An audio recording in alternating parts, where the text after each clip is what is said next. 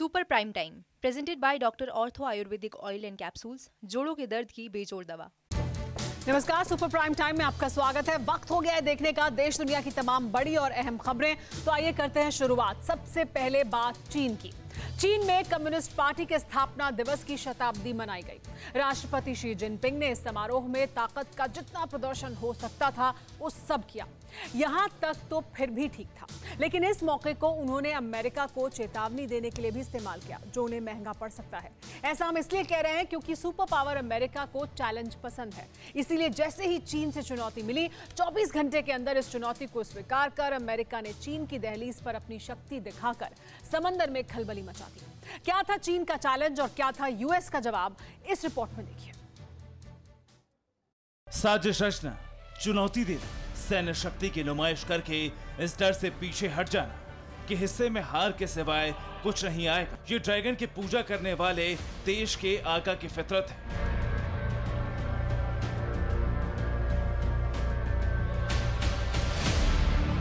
माओ ने अपने साथियों के साथ मिलकर अपने फायदे के लिए जिस संघर्ष की जमीन पर लोकतांत्रिक मूल्यों को गोला बारूद से ध्वस्त कर भस्म से भरा इतिहास रचा, वही भ्रम आज उसी के उत्तराधिकारी ग्लोबल लेवल पर बनाए रखना चाहते हैं।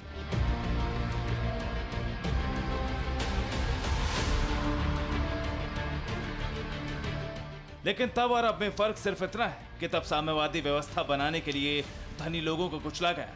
अब महाशक्तियों के समक्ष खड़े होने की चाह में जिनपिंग एंड कंपनी किसी को भी कुचलने से गुरेज नहीं कर रही। यही वजह है कि चीन के अंदरूनी हालात नहीं बदले, लेकिन ड्रैगनलैंड की रेड कारपेट सरकार ने दूसरे देशों के मोर्चे पर अपनी छवि जरूर बदल ली। इस बदली हुई छवि का सबूत है कम्युनिस्ट पार्टी ऑफ चाइना की 100वीं सालगिरह, जिस पर पूरी दुनिया नजर गड़ाए बैठी थी। और ये बात चीन के राष्ट्रपति शी जिनपिंग भी जानते थे। इसीलिए पहले झूठ के सहारे अमेरिका को दी जाने वाली चेतावनी का असर कम किया।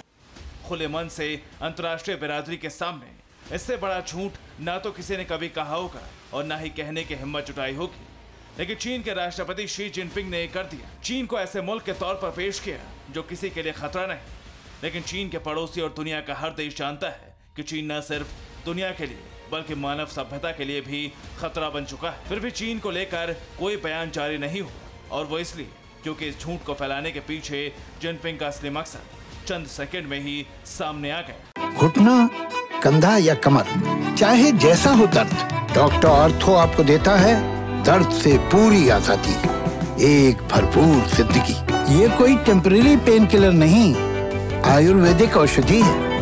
राष्ट्रपति शी जिनपिंग का एक एक शब्द सुपर पावर अमेरिका को खुला चैलेंज है, और कम्युनिस्ट पार्टी ऑफ चाइना के स्थापना दिवस पर दिखाई गई ताकत का मकसद भी यही। लेकिन चीन से लगे समुद्री क्षेत्र में अमेरिका पर दबाव बनाने की रणनीति चीन को उल्टी पड़ गई। चीन ने 1 जुलाई को कम्युनिस्ट पार्टी ऑफ चाइना का स्थापना दिवस मनाया, आधुनिक एयरक्राफ्ट और हथियार का प्रदर्शन किया और अपनी विशाल सैन्य ताकत दिखाने की कोशिश की। लेकिन इस विशाल सैन्य ताकत के प्रदर्शन का मतलब देश की सुरक्षा की तैयारियों से बिल्कुल नहीं था, बल्कि हथियारों की नुमाइश के पीछे चीन का असली मकसद था अमेरिका को अपनी ताकत दिखाना, और इसमें वो कामयाब भी हुआ।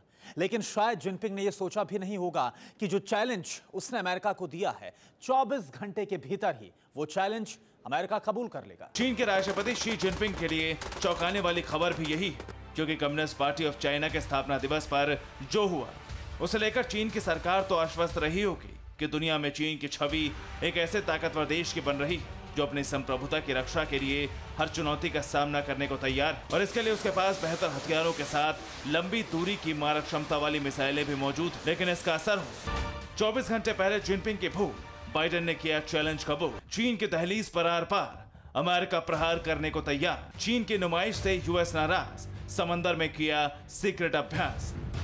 शी को आक्रामकता पड़ी भारी, बाइडेन ने की जंग की तैयारी। ग्लोबल वॉरफेयर में 133 देशों में से जिस अमेरिका को सबसे ताकतवर बताया जाता है, उसी अमेरिका ने लिस्ट में तीसरे स्थान पर काबिज चीन को फायर का पावर दिखा दिया है, और ये ठीक जिनपिंग के अमेरिका को दी गई चेतावनी के 24 घंटे के अंदर हुआ है।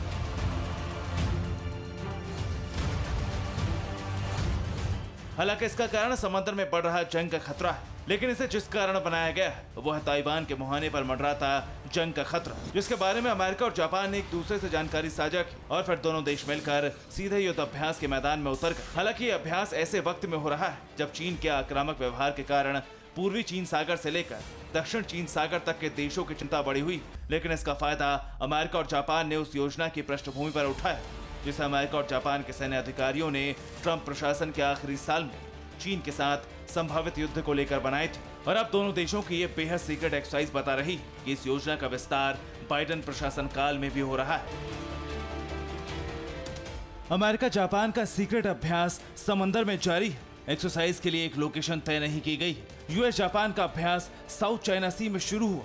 खुलासा होने तक लोकेशन ईस्ट चाइना सी हो चुकी थी और ये खुलासा ना तो अमेरिका ने किया ना ही जापान ने, बल्कि ब्रिटिश अखबार फाइनेंशियल टाइम्स ने पूरा खुलासा अपने सैन्य अभ्यास से जुड़े सूत्रों के हवाले से प्रकाशित किया है। और हैरान करने वाली बात यह है कि न तो इस खुलासे पर अमेरिका ने और न ही जापान ने कोई आपत्ति जताई, जहां तक कि कोई सफाई भी जारी नहीं की गई, यानी जानकारी सटीक है। दरअसल 2019 में जापान के तत्कालीन राष्ट्रपति शिंजो आबे ने चीन की ओर से ताइवान और सेनकाकू द्वीप पर बढ़ रहे खतरे को लेकर चिंता जताई थी और इसे लेकर अमेरिका के तत्कालीन राष्ट्रपति डोनाल्ड ट्रंप से भी बात हुई थी। फिर दोनों ने मिलकर इस सैन्य प्लानिंग को व्यापक रूप देने का फैसला किया। चीन की शक्ति प्रदर्शन और जिनपिंग के चैलेंज के बाद अमेरिका के पास सिर्फ दो ही रास्ते बचे थे, या तो चैलेंज को कबूल किया जाए या फिर ना किया जाए। ऐसे में कुछ ना करना चैलेंज कबूल ना करने जैसा था। इसलिए अमेरिका और जापान के संयुक्त सैन्य प्लान के तहत इस चैलेंज को स्वीकार किया गया। अब चीन को यह बता दिया गया है कि उसके खिलाफ सैन्य तैयारी का यह सिलसिला अमेरिका और जापान में नेतृत्व बदलने के बाद भी जारी है और इसके जिम्मेदार है कम्युनिस्ट पार्टी ऑफ चाइना की स्थापना दिवस पर अमेरिका को केंद्र में रखकर जारी की गई चेतावनी। हालांकि ये भी पूरा सच नहीं, क्योंकि सीक्रेट अभ्यास का ब्लूप्रिंट महज 24 घंटे में ही नहीं बना होगा, यानी इसके लिए चीन का पहले से दिख रहा आक्रामक रुख ज्यादा जिम्मेदार है। कैसे, इसे भी देखिए। चीन ने बड़े पैमाने पर ताइवान के मुहाने पर तैनाती की, फाइटर जेट और बॉम्बर ताइवान के एयर जोन में भेजे। 15 जून को चीन के 28 फाइटर जेट्स ने घुसपैठ की थी। चीनी नेवी एयरफोर्स ने सेनकाकू द्वीप समूह घेर लिया। जापान के अधिकृत क्षेत्र में चीनी फोर्स की सक्रियता बढ़ी।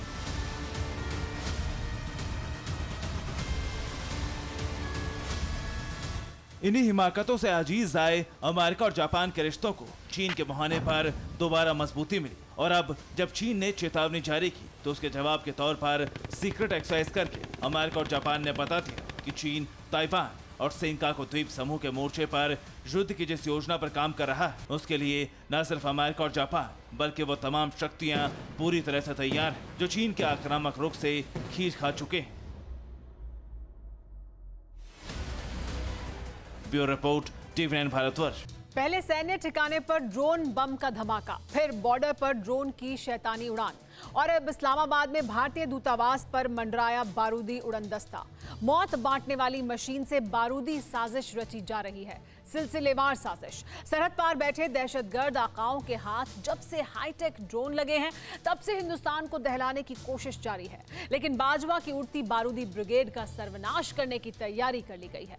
भारत के खिलाफ ड्रोन युद्ध छेड़ने का अंजाम क्या होगा, देखिए इस सुपर एक्सक्लूसिव रिपोर्ट में। पाकिस्तानी दहशतगर्दों ने ड्रोन युद्ध छेड़ दिया है। शैतानी मशीन से सिलसिलेवार हवाई हमले जारी। फिदाइन परिंदे Jammu to Islamabad attack mode में। सबसे खतरनाक और भीषण हमले के लिए बदनाम हथियार की आजमाइश शुरू हो चुकी। यकीन मान, ये ऐसा युद्ध है जिसमें सब कुछ हाईटेक, हाहाकारी, विनाशकारी।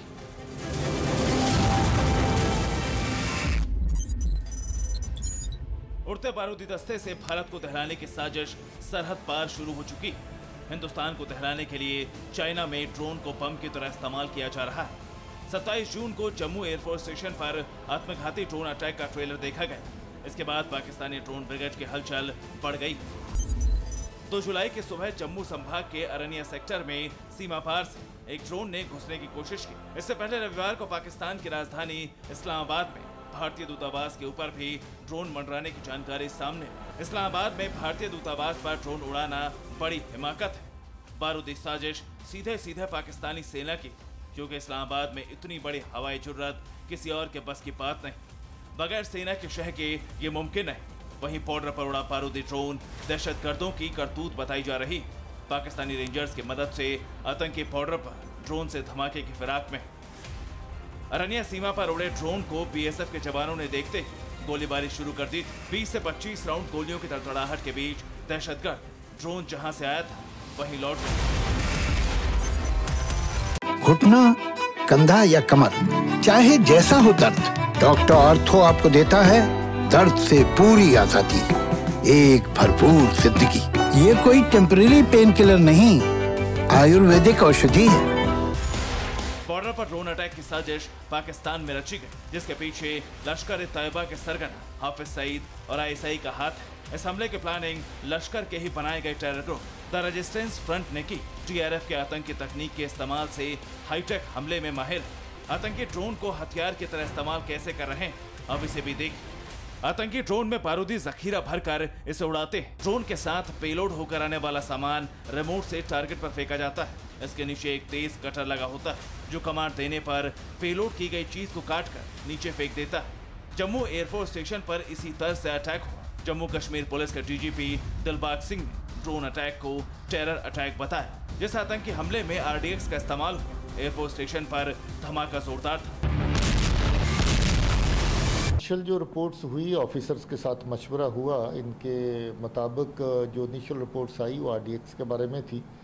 इसमें लगता है कि टीएनटी का इस्तेमाल भी हुआ, मगर वो एफएसएल की फॉर्मल रिपोर्ट अभी बकाया है। ड्रोन धमाके के साथ आतंकियों ने जम्मू दहलाने का प्लान बनाया था, लेकिन वक्त रहते पुलिस ने आतंकी साजिश नाकाम कर दी। ड्रोन धमाके के बाद जम्मू पुलिस ने 5 किलो आईडी रिकवर की, जिसका इस्तेमाल जम्मू दहलाने के लिए होना था।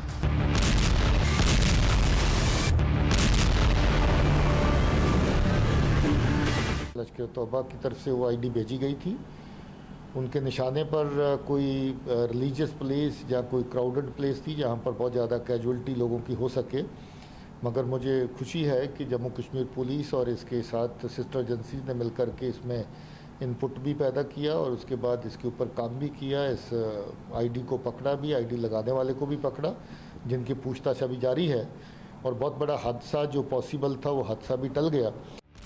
ड्रोन से टेरर अटैक अंजाम दे रहे पड़ोसी शैतान दुश्मन अपने पालतू दहशतगर्दों की घुसपैठ में पूरी ताकत लगा रहे हैं।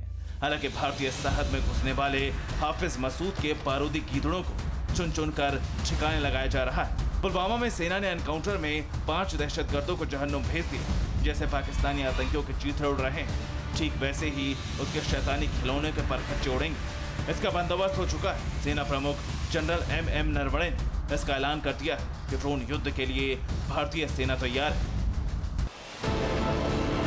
मशीन युद्ध का ट्रेलर आपके सामने।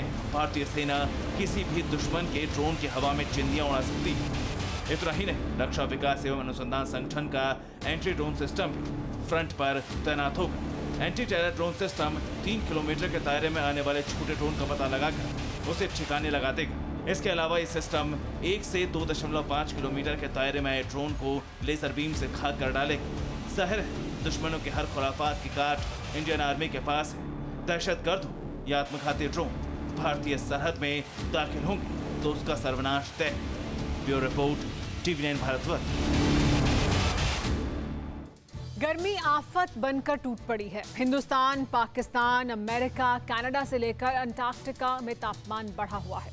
कनाडा में गर्मी ने 10,000 साल का रिकॉर्ड तोड़ दिया है। स्कूल, कॉलेज बंद कर दिए गए हैं। हिंदुस्तान के उत्तरी राज्यों में तापमान लगातार रिकॉर्ड तोड़ रहा है। खासकर दिल्ली में 90 बरस का रिकॉर्ड टूटा है। हालांकि आज शाम थोड़ी बारिश जरूर हुई, लेकिन लोगों की मुश्किलें कम नहीं हुई हैं। हम आपको दिखाते हैं कि कैसे गर्मी से उत्तर भारत उबल रहा है।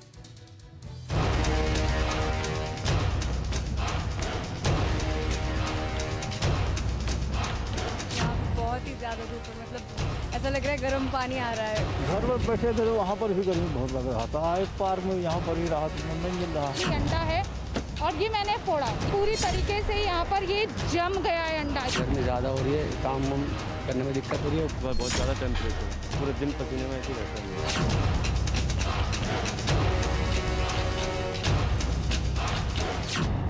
दिल्ली दहक रही, जयपुर जल रहा है। चिलचिलाती हुई धूप में चुरू तड़प रहा है। नोएडा छटपटा रहा है। अंबाला से औरंगाबाद तक आसमान से अग्निवर्षा सी हो रही। आधे से ज्यादा हिंदुस्तान में तापमान कोहराम मचा रहा है। कुपित सूर्य के तपिश से समंदर पार भी धरती धड़क रही। मानसून की बेरुखी से बेबसी की पेड़ियों में लिपटे आधी दुनिया के लोग त्राहिमाम कर रहे हैं। गर्मी से बहुत परेशान है इस टाइम। अच्छा, गर्मी ज़्यादा हो रही है, काम करने में दिक्कत हो रही है, ऊपर ऑलरेडी वैसे ही काम नहीं है। क्या कहेंगे इस बार की गर्मी कैसी है पिछली बार की गर्मी से? तो बहुत ज़्यादा है, ऊपर से नीचे तक पसीना निकल रहा। सूरज की ताप दिल्ली में ज्वाला बनी हुई। जुलाई की पहली तारीख को 90 बरसों का रिकॉर्ड गर्मी में जलकर पिघल चुका है। गर्म हवाओं के झोंकों के बीच 45.2 डिग्री के तापमान ने लोगों के धैर्य को डिगा दिया। लोग बेचैन, परेशान, प्रकृति के प्रचंड प्रहार के बीच लोग पसीना पसीना है। देश की राजधानी दिल्ली में इस समय बहुत ज़्यादा गर्मी पड़ रही है, जिसकी वजह से दिल्ली वाले बहुत ज़्यादा परेशान हैं। और दिल्ली की गर्मी कितनी इस वक्त पड़ रही है, इसकी पड़ताल करने के लिए मैं दिल्ली और गुड़गांव हाईवे पर हूँ। बॉर्डर है और मेरे हाथ में ये अंडा है। अमूमन हम जानते हैं कि अंडा, चूँकि कोई भी बेस अगर गर्म होता है वहाँ पर अंडा फोड़ कर डाला जाता है तो वो स्थिर हो जाता है। हमारी गाड़ी कितनी गर्म हो गई है, मैं ये आपको ज़रा दिखाना चाहूँगी। ये अंडा है और ये मैंने फोड़ा, ये देखिए पूरी तरीके से ये यहाँ पर स्टक हो गया। ये देखिए ज़रा मैं आपको दिखाऊँ, ये पूरी तरीके से यहाँ पर ये जम गया है अंडा। दिल्ली बेहाल। दिल्ली में पारा 43 डिग्री सेल्सियस के आसपास बना हुआ है, जो सामान्य से 60 डिग्री सेल्सियस ज्यादा है। जलती हुई दिल्ली में मौसम वैज्ञानिक भविष्यवाणी कर रहे हैं कि अभी राहत की फुहार होना बाकी। फिलहाल अभी हमारे पास इस तरह की बहुत ज़्यादा कंडीशन फेवरेबल नहीं है कि आपके पास तापमान में बहुत ज़्यादा सिग्निफिकेंट गिरावट आए। तो अगले 5 से 6 दिनों तक हमारे पास जो तापमान है वो 40 डिग्री सेंटीग्रेड के आसपास बना रहेगा। और हमारे पास जो ह्यूमिडिटी है वो लेवल बढ़ा हुआ है, तो जो डिस्कम्फर्ट लेवल है वो हमारे पास मेंटेन रहेगा। और जो आपके पास कंडीशन है वो ऐसे ही बनी रहेगी फिलहाल अगले 5 से 6 दिनों तक। उससे बहुत ज़्यादा राहत मिलने के चांसेस नहीं है। दिल्ली की मुश्किलें सिर्फ इतनी भर नहीं, बेहिसाब गर्मी में प्यास और तड़पा रही। सिर्फ आसमानी पानी नहीं, पीने के पानी के घंघोर संकट से दिल्ली साक्षात्कार कर रही। एक बाल्टी पानी के लिए लोग हाथापाई कर रहे हैं, लड़ रहे हैं।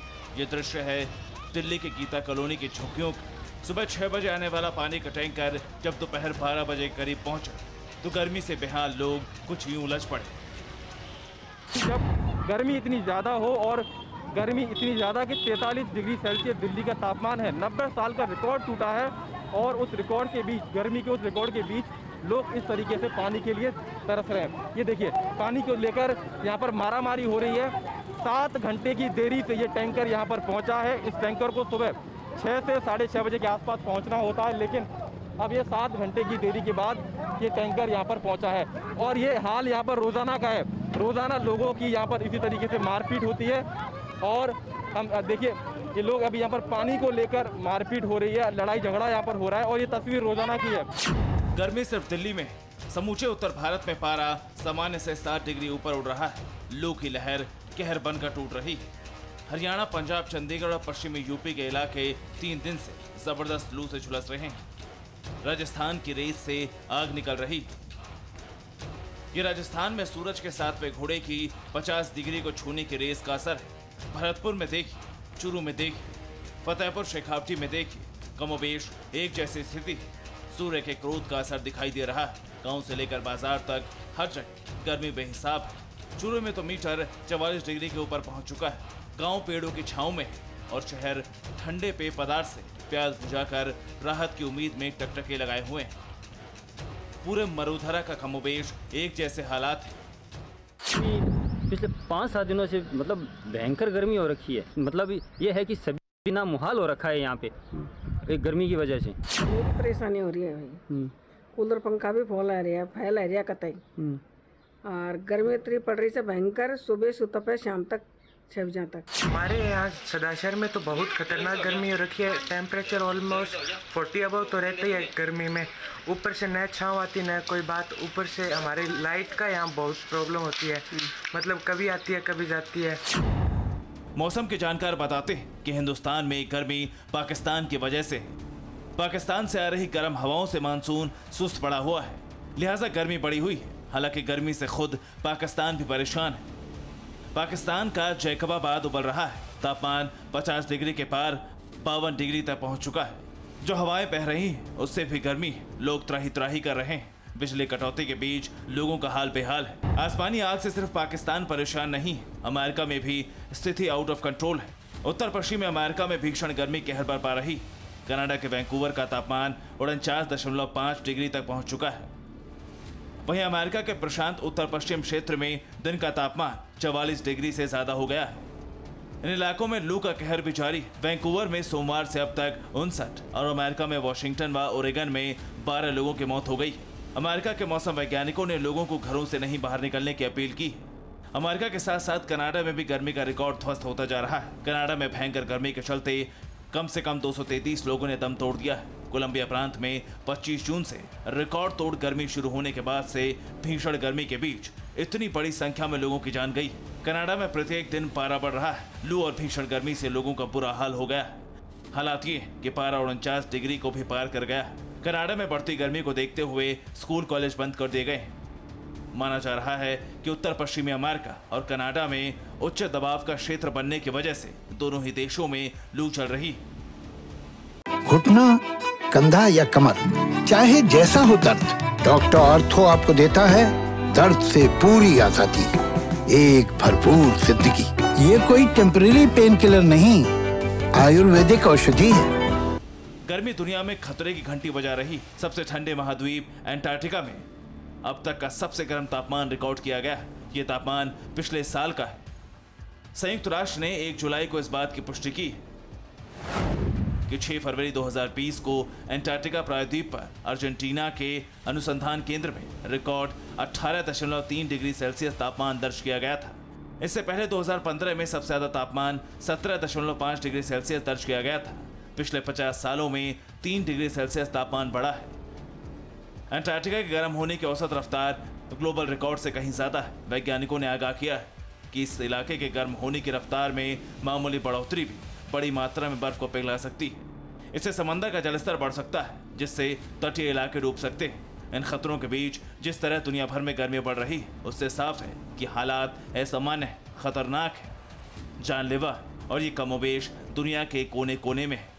एंटार्क्टिका से लेकर दिल्ली और कर्नाटक तक है। Bureau report, TV9 Bharatvarsh. दुनिया के नक्शे पर मौजूद दो मुल्क एटमी जंग में इस्तेमाल होने वाले विध्वंसक हथियार को तैयार कर रहे हैं। एक ऐसे लड़ाके को बनाने की तैयारी की जा रही है जो पलक झपकते ही युद्ध का परिणाम बदल सकता है, बारूदी कोहराम ला सकता है। इतना ही नहीं, हैरानी तो इस बात की है कि दोनों मुल्कों ने अपने अपने फायदे के लिए विस्फोटक डील पर भी मोहर लगा दी है। आखिर क्या है प्रोजेक्ट TFX? कैसे इस प्रोजेक्ट के जरिए तैयार होगा एटमी लड़ाका ऑफ मुस्लिम नेशन? आप खुद देखिए। दो मुस्लिम देशों के बीच सबसे बड़ी डील का ब्लूप्रिंट तैयार हो चुका है। लगातार दौरे किए जा रहे हैं। बैक टू बैक मीटिंग का दौर भी जारी है।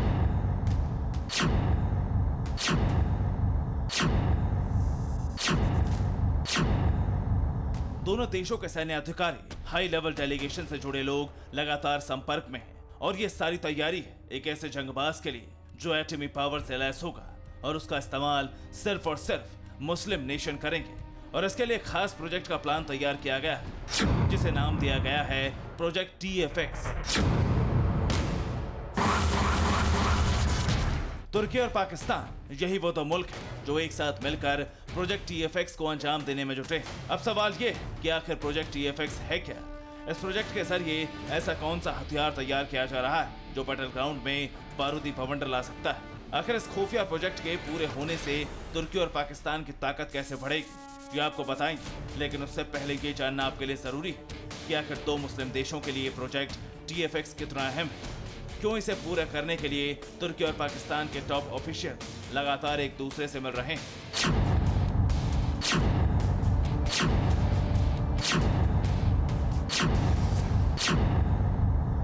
21 जून 2021 जनरल बाजवा ने इस्तांबुल में तुर्की के सैन्य अधिकारी से मुलाकात की। 1 जुलाई 2021 पाकिस्तानी वायुसेना चीफ जहीर बाबा तुर्की के कोनिया एयरबेस पहुंचे। 4 जुलाई 2021 तुर्की आर्मी का हाई लेवल डेलीगेशन इस्लामाबाद में बाजवा से मिलेगा। 4 जुलाई को एक आला सतह का टर्किश आर्मी का डेलीगेशन पाकिस्तान पहुंच रहा है, जिसको लीड करेंगे टर्की के लैंड फोर्सेस के कमांडर जनरल उमत दनबार, और इनके साथ पाकिस्तान के जो डिफेंस अटैची हैं तुर्की में कर्नल इमरान, वो भी इनके साथ आ रहे हैं। नाजरीन, ये जो तुर्की का डेलीगेशन आ रहा है, इसको हमने लाइटली नहीं लेना। असल में अंकारा और इस्लामाबाद के बीच ऐसी डील होने जा रही जो अगर अंजाम तक पहुंची तो इससे न सिर्फ हिंदुस्तान बल्कि सुपर पावर अमेरिका की भी टेंशन बढ़ सकती है, क्योंकि तुर्की और पाकिस्तान एक साथ मिलकर सबसे विध्वंसक फाइटर जेट बनाने की तैयारी कर रहे हैं। दोनों देशों में इस लड़ाकू विमान को लेकर जो सौदा हुआ है उसके मुताबिक तुर्की 5th जनरेशन फाइटर जेट का प्रोडक्शन करेगा, F-16 फाइटर जेट की तर्ज पर इसे एडवांस बनाएगा, तो वहीं पाकिस्तान फाइटर जेट को एटमी पावर से लैस करेगा, परमाणु हथियारों से जुड़ी तकनीक तुर्की को देगा। ये कोई हवाई दावा नहीं, बल्कि तुर्की और पाकिस्तान के इस विस्फोटक प्लान से जुड़ी खबरें भी लीक हो चुकी। तमाम अंग्रेजी अखबारों ने एर्दोगान और बाजवा के प्रोजेक्ट TFX का खुलासा भी किया है, पूरी प्लानिंग की रिपोर्ट भी छापी।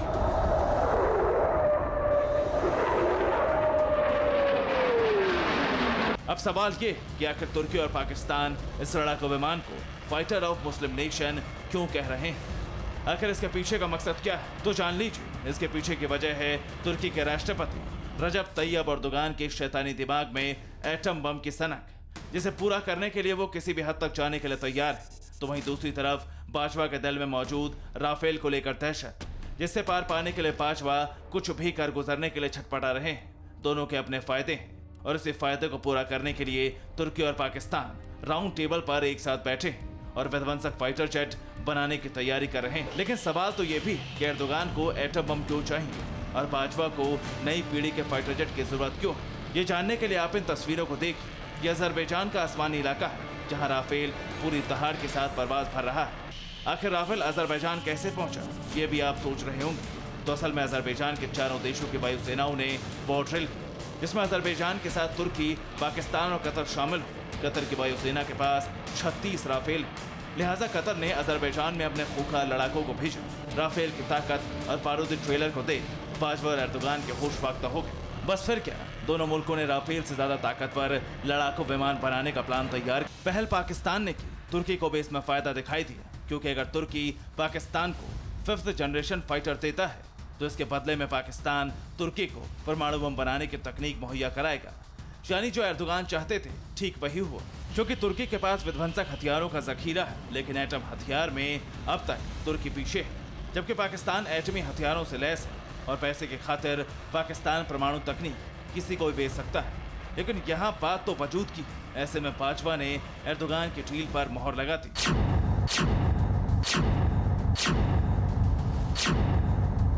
पाकिस्तान को राफेल की काट चाहिए, तुर्की को एटम बम की तकनीक की जरूरत है। दोनों की जरूरतें पूरी हो रही हैं, इसलिए दोनों मुल्क फाइटर जेट ऑफ मुस्लिम बना रहे हैं। लेकिन ये दोनों मुल्क भूल गए कि हिंदुस्तान और सुपर पावर अमेरिका से भिड़ना उनके बूते की बात नहीं, क्योंकि जिन हथियारों को तुर्की और पाकिस्तान बनाने की तैयारी में जुटे हैं उसका जखीरा हिंदुस्तान और अमेरिका के पास है। इन दोनों मुल्कों की एक भी गलती इनका वजूद खत्म कर सकती है। Bureau report, TV9 Bharatvarsh. चीन का सपना सुपर पावर बनने का है, इसलिए ताकत बढ़ाने के साथ ही चीन नए एक्सपेरिमेंट्स को बढ़ावा दे रहा है। चीन ऐसे प्रयोग कर रहा है ताकि दुनिया को चौंका सके और दुनिया उसे कम से कम टेक्नोलॉजी का बादशाह तो जरूर माने। अंतरिक्ष से जमीन तक चीन कई हैरत अंगेज चीजें बना चुका है।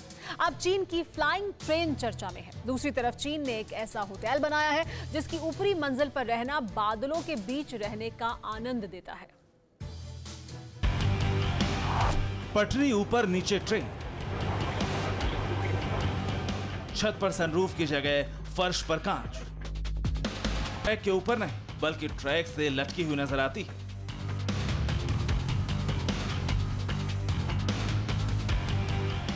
अब आसमान छूती इस इमारत को देखिए, ऊपर हिस्सा बादलों को भी पार कर रहा है।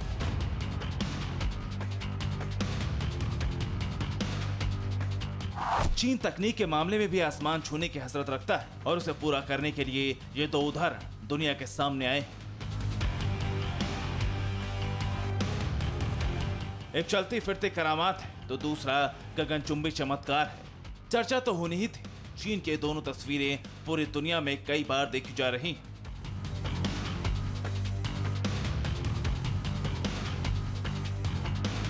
चीन दुनिया में जिस कामयाबी का टंका बजाना चाहता है वो सचमुच गूंज रहा है। हवा में चलने वाली इस ट्रेन को फ्लाइंग ट्रेन का नाम दिया गया है। चीन के इंजीनियर्स के इस कमाल से दुनिया हैरान है। आम ट्रेन से उलट ये नई सोच दुनिया को चकरा रही। इस ट्रेन में बच्चों वाले झूले जैसा मजा आता है और सफर भी पूरा हो जाता है। मेट्रो ट्रेन की तरह ही सड़कों, पार्क, मार्केट और आलीशान इमारतों के बीच शहर में घूमती है ये ट्रेन।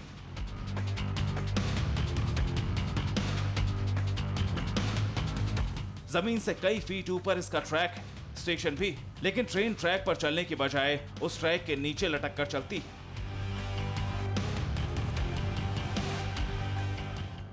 लोग सफर के दौरान सिटी के नजारे देख सकते हैं, इसीलिए कोच का ज्यादातर हिस्सा कांच का बनाया गया है। ग्लास के ट्रांसपेरेंट ब्रिज की तरह कोच का फर्श भी कांच का है।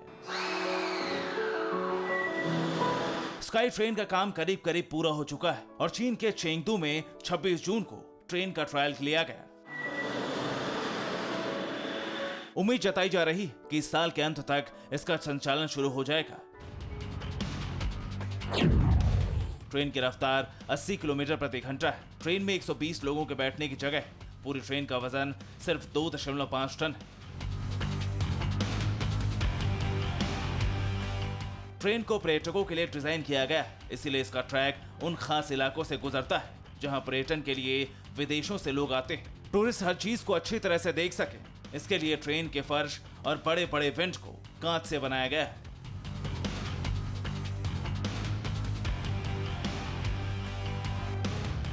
चीन जानता है कि शोहरत हासिल करने के लिए उसे दुनिया के लोगों को अपने चमत्कार से रूबरू करना होगा। इसीलिए तकनीक का लोहा मनवाने के लिए चीन ने पर्यटकों के लिए सबसे ऊंचा होटल बनवाया है। इसका नाम जे होटल शंघाई टावर है।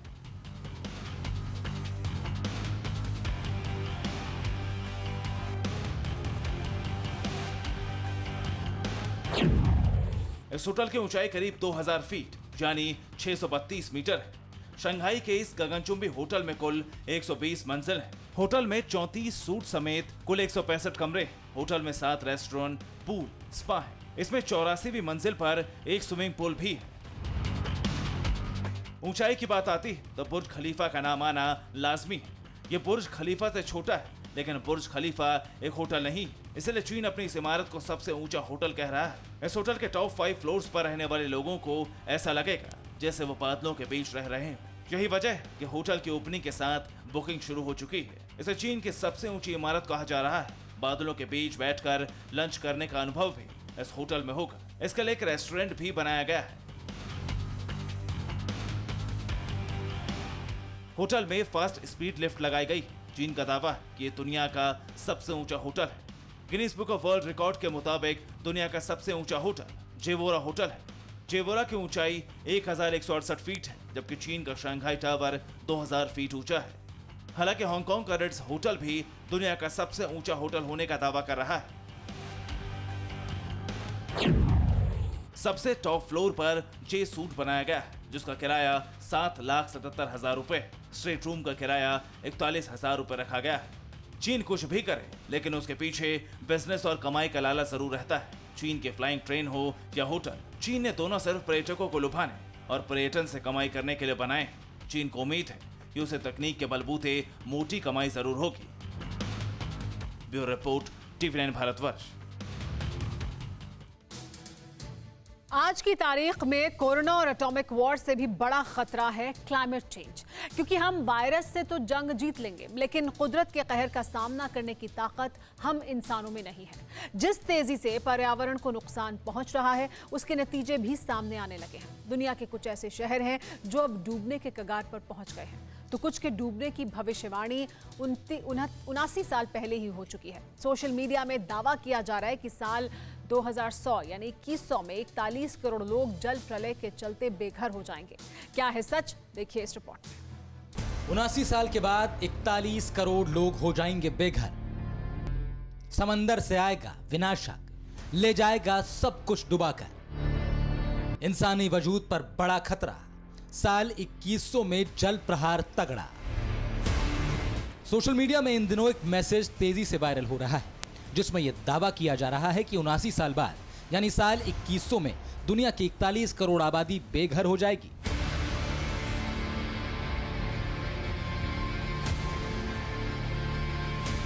वायरल मैसेज में इस बात का भी जिक्र है कि समंदर के किनारे बसे शहर डूब जाएंगे और वहां रहने वाली आबादी या तो डूब के मर जाएगी या फिर घर बार छोड़कर भाग जाएगी।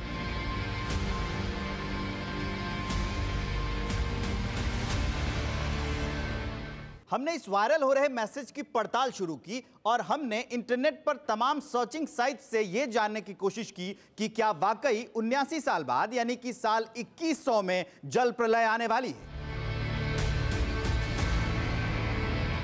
हमें जल प्रलय से जुड़ा कोई सर्टिफाइड न्यूज लिंक या रिसर्च नहीं मिली, लेकिन हमें इंटरनेट पर ही एक ऐसा आर्टिकल मिला जिससे वायरल मैसेज से जुड़ा सारा सच सामने आ गया।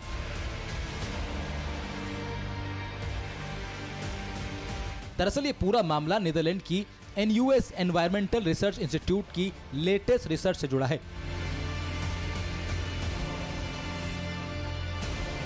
इस रिसर्च में कहा गया है कि साल 2100 तक समंदर के जल स्तर में 3 फुट तक की बढ़ोतरी होगी और इसका असर उन शहरों पर पड़ेगा जो समंदर के किनारे बसे हुए हैं।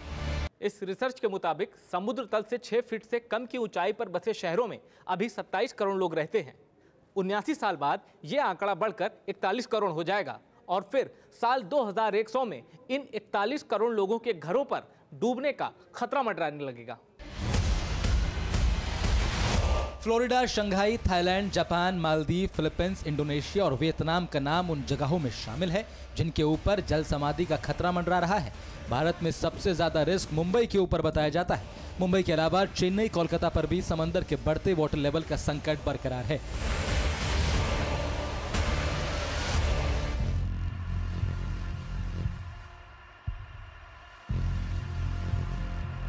ये इंडोनेशिया की राजधानी जकार्ता की तस्वीरें हैं। जकार्ता को दुनिया का सबसे तेजी से डूबता हुआ शहर भी कहा जाता है। समंदर का जलस्तर इतनी तेजी से बढ़ रहा है कि जकार्ता के तटीय इलाके पर बसे लोगों को शहर खाली करना पड़ गया।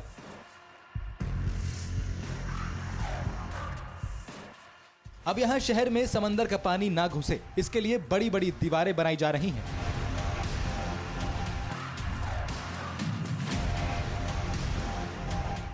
आज का जकार्ता भविष्य की एक झलक है और सबक भी।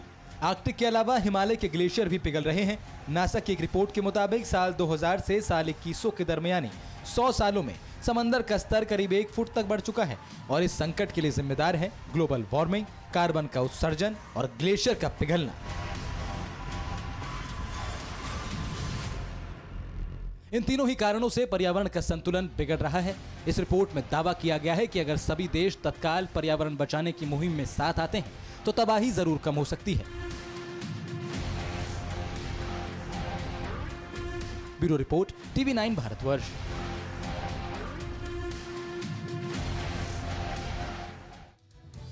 अमेरिका के फ्लोरिडा में एक हफ्ते से एक बड़ा रेस्क्यू ऑपरेशन चल रहा है। ये मिशन करीब 150 लोगों की जिंदगी को बचाने के लिए शुरू किया गया था।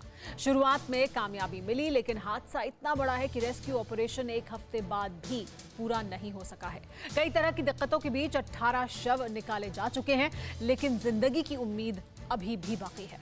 वक्त बीतता जा रहा है, मलबे का ढेर खत्म होने का नाम नहीं ले रहा। अंदर आज भी जिंदगी बची होने की उम्मीद है, इसीलिए हर कदम पर एहतियात और सावधानी जरूरी है।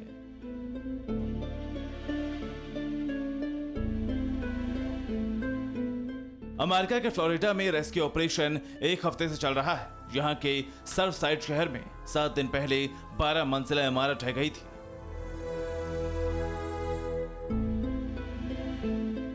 मलबे के बीच से अब तक 18 शव निकाले जा चुके हैं। इमारत में रहने वाले 145 लोग अब भी लापता हैं। अमेरिका जैसे सुपर पावर के लिए मलबे को हटाकर लोगों को निकालना आसान काम नहीं है। एक हफ्ते का वक्त बीत चुका है। भारी मशीनों का इस्तेमाल नहीं किया जा सका है क्योंकि राहत कर्मियों के मुताबिक अभी इस मलबे में कई लोग जिंदा हो सकते हैं। 2 बच्चों के शव मिलने के बाद से इलाके में शोक और बढ़ गया है। यहाँ दबे हुए परिवार से जुड़े लोग सदमे में हैं, किसी खुशखबरी के इंतजार में हैं, लेकिन वक्त बीतने के साथ हौसला घटता जा रहा है।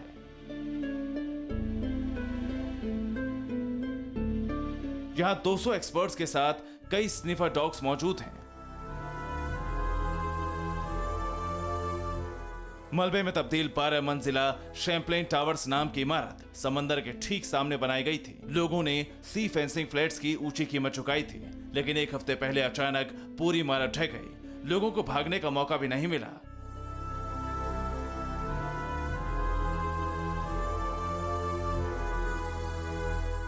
तत्काल करीब 100 से ज्यादा लोगों को बचाया गया था, लेकिन कई लोग अब भी मलबे में दबे हो सकते हैं।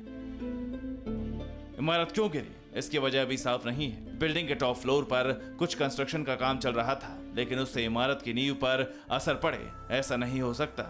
इमारत करीब 40 साल पुरानी थी। Bureau report, TV9 Bharatvarsh.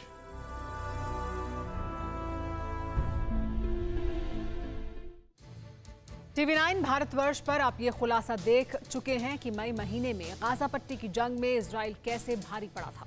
दरअसल इजराइल भी डिफेंस फोर्स के ऐसे ड्रोन का इस्तेमाल कर रहा था जो खुद ही टारगेट को ढूंढ कर मार रहे थे। इस ड्रोन में आर्टिफिशियल इंटेलिजेंस का इस्तेमाल किया गया था।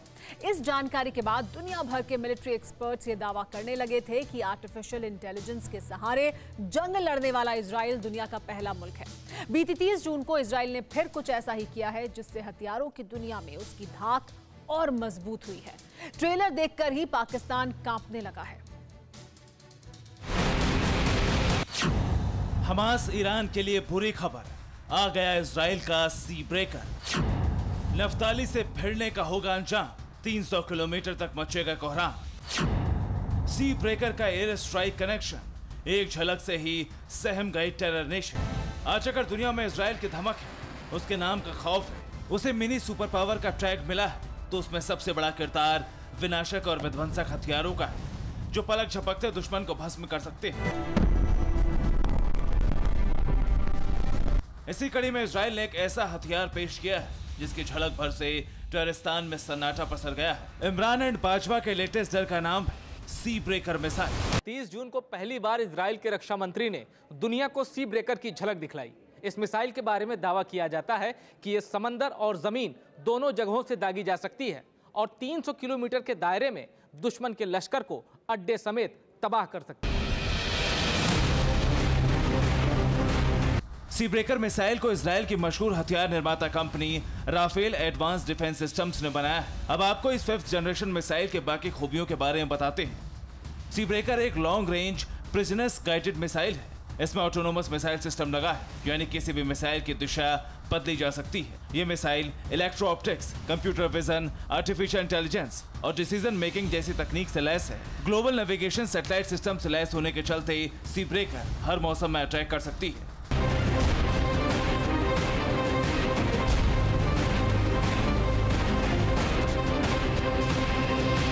सी ब्रेकर मिसाइल बनाने वाली कंपनी का दावा है कि इसमें स्पाइक 2000 मिसाइल जैसे हाईटेक सिस्टम लगे हैं। वही स्पाइस 2000 मिसाइल जो बालाकोट एयर स्ट्राइक के दौरान इंडिया की ओर से पाकिस्तान पर कहर बनकर बरसी थी। इस मिसाइल को भी राफेल कंपनी ही बनाती है और इन दोनों मिसाइलों की खास बात यह कि अपने टारगेट को खुद ब खुद ढूंढ लेती हैं। इजराइल ने सी ब्रेकर मिसाइल भारत को देने की पेशकश की। इस खबर को सुनकर ही इस्लामाबाद और रावलपिंडी दोनों जगह तनाव बढ़ गया कि कहीं अगले एयर स्ट्राइक भारत सी ब्रेकर मिसाइल के जरिए न करते। Bureau report, TV9 Bharatvarsh. Rajasthan में इन दिनों भ्रष्ट अधिकारियों को खोजा जा रहा है। पिछले हफ्ते एंटी करप्शन ब्यूरो की टीम ने जयपुर में लेबर कमिश्नर को 3 लाख रुपए रिश्वत लेते गिरफ्तार किया था। उसके बाद से लगातार छापेमारी जारी है। जयपुर डेवलपमेंट अथॉरिटी के एक इंजीनियर के घर पर ACB ने छापेमारी की है। JDA के इंजीनियर के घर से उसकी जिंदगी भर की तनख्वाह के 1500 गुना ज्यादा संपत्ति मिली है। ये सब कुछ इसी शख्स का है। नाम है निर्मल गोयल। निर्मल गोयल जयपुर डेवलपमेंट अथॉरिटी में इंजीनियर है। तनख्वाह है 1,50,000 रुपए महीना। साल में 18 लाख रुपए कमाने वाले निर्मल गोयल के घर पर एंटी करप्शन ब्यूरो के अफसर पहुंचे। कागजात खंगालने लगे तो पता चला कि निर्मल गोयल के पास 30 किलो सोना मिला, 5 लग्जरी गाड़ियां मिली। जयपुर की पॉश कॉलोनी में 4 घरों के कागजात मिले। घर में 3,87,000 रुपए नगद मिले, 245 यूरो भी मिले। और हाँ, 3 बैंकों में इस इंजीनियर के लॉकर भी हैं, जिसे खोला जाना बाकी है।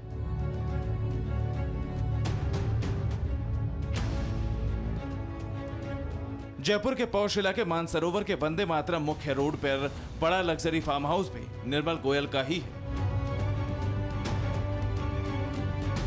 मानसरोवर पौष इलाके में जो बड़ी सी कोठी बन रही वो इन इंजीनियर साहब की है। अफसरों ने जब जेडीए के इंजीनियर की अकूत संपत्ति का हिसाब लगाया तो ये कुल मिलाकर उनकी जिंदगी भर की कमाई का 1450% ज्यादा बैठती है।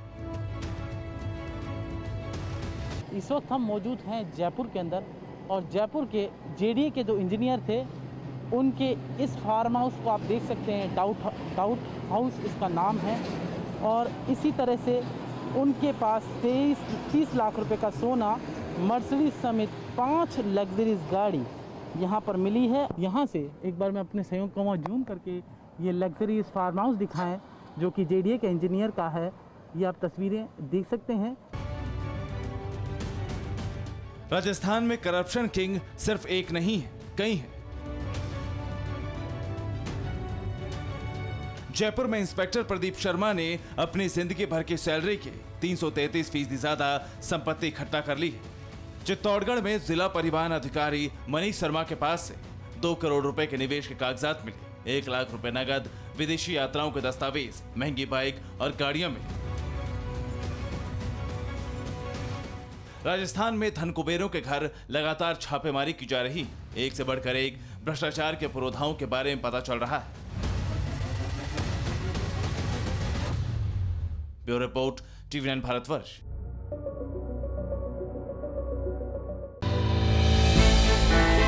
हमने की गलती फिर एक बार, कोरोना ने किया दोबारा प्रहार। मास्क, 2 गज दूरी, करें अपनी सुरक्षा पूरी। कोरोना टीका हम सबको लगाना है, मिलकर साथ समझदारी से कोरोना को हराना है।